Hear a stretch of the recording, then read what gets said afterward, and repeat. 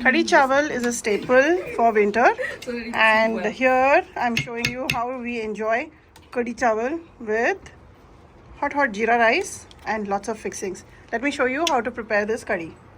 This is 1 cup of besan. To this I'm going to add about 5 cups of water first. To this mix I'm going to add 5 cups of yogurt.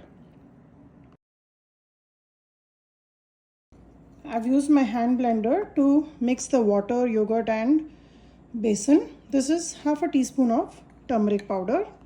Here is 1 and 2 teaspoon of chili powder. Here is 1.5 teaspoon of coriander seed powder. Half a teaspoon of garam masala, and we'll use other half in the tadka. Since my yogurt is not very sour, I'm adding 1 teaspoon of amchur powder, 2 full tablespoons of ginger garlic paste. I'm going to use the hand blender and mix it all really well. Very importantly, add salt. This is our base.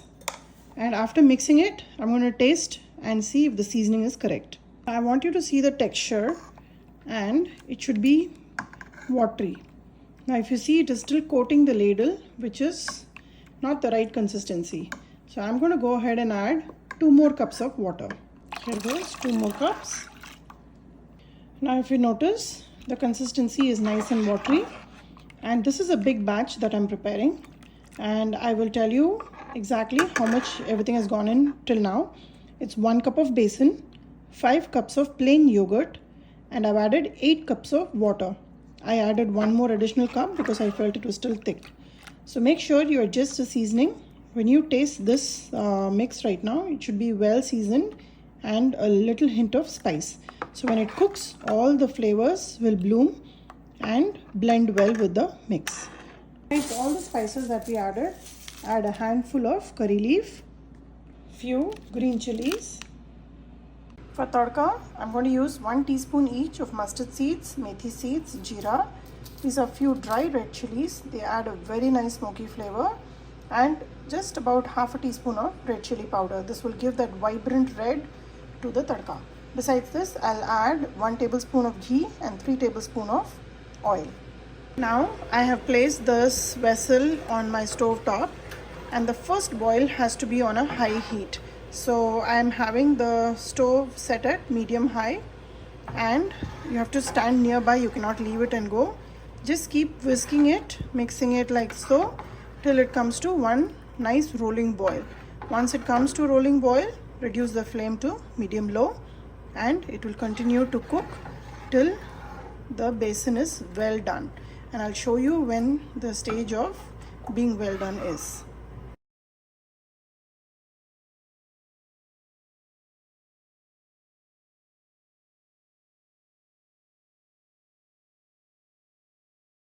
I've been boiling this curry on a high heat for about 5 minutes now, and you can already see that it's starting to thicken.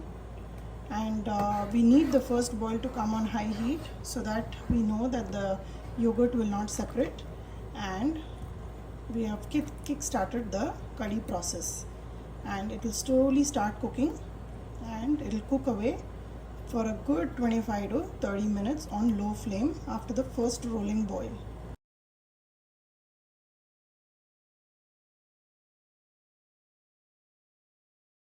You can see that the first rolling boil is about to start, and it's very important you don't leave it, otherwise this will spill over.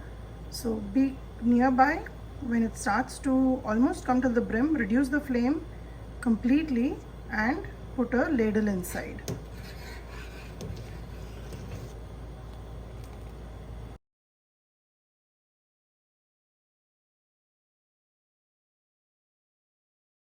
Once the curry started coming to a rolling boil, I've quickly shifted it to a smaller burner because I've had too many accidents many times. So here it is set at medium low, and I'm going to allow this to cook for a good 25 minutes on a low flame.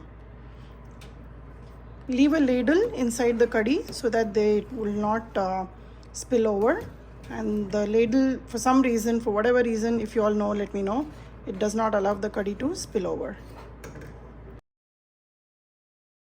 It's been about 20 minutes since it's been boiling on a medium-low flame, and you can see a nice little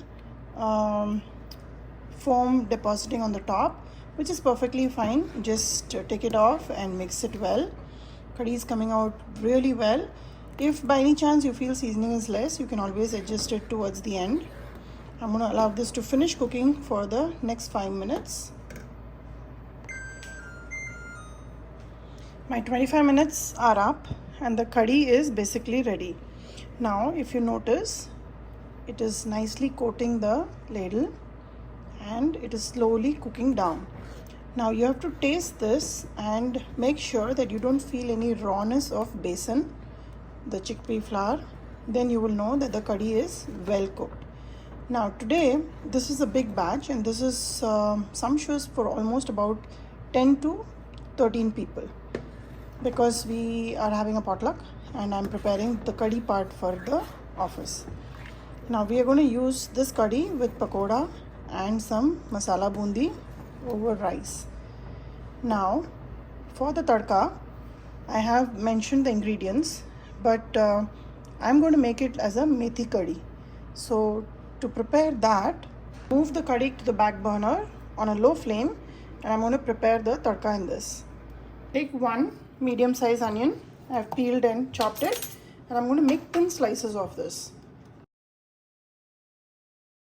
Onions are sliced. I have about 1 cup of methi. This is fresh methi which I've just cleaned and frozen. In a kadai here, I have 2 full tablespoons of ghee and about 4 tablespoons of oil. To this, I'm going to add the mustard seeds, methi seeds and cumin seeds, and let it pop well.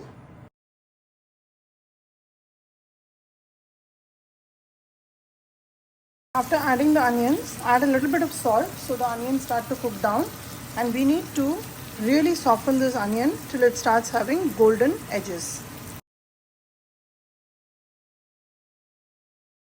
The onions have cooked down nicely, then you can see that they're slowly starting to caramelize.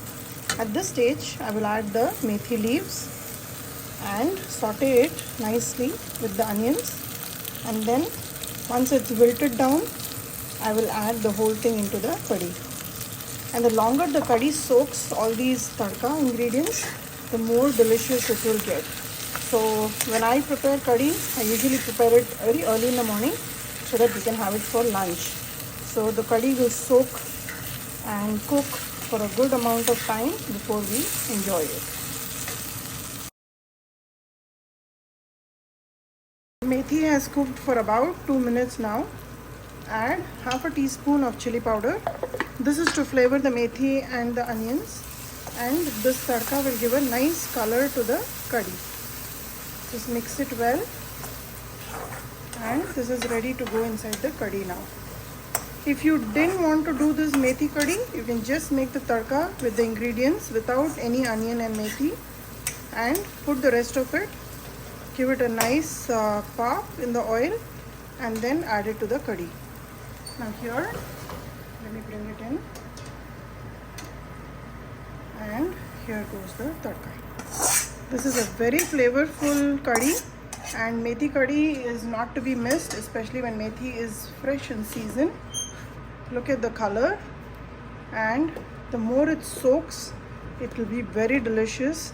Make sure you just leave it in the curry for about 2 to 3 hours before you start eating it.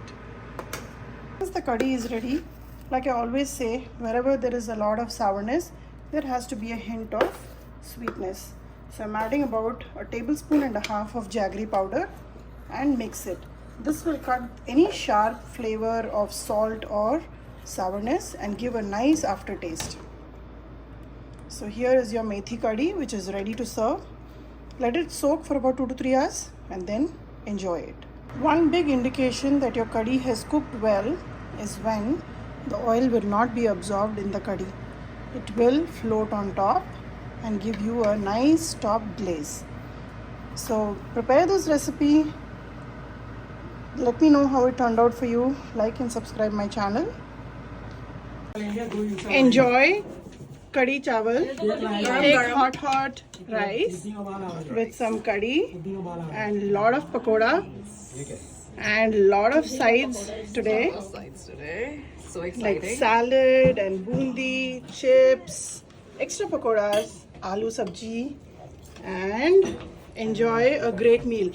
Give my channel a thumbs up and subscribe and let me know how this recipe turned out for you.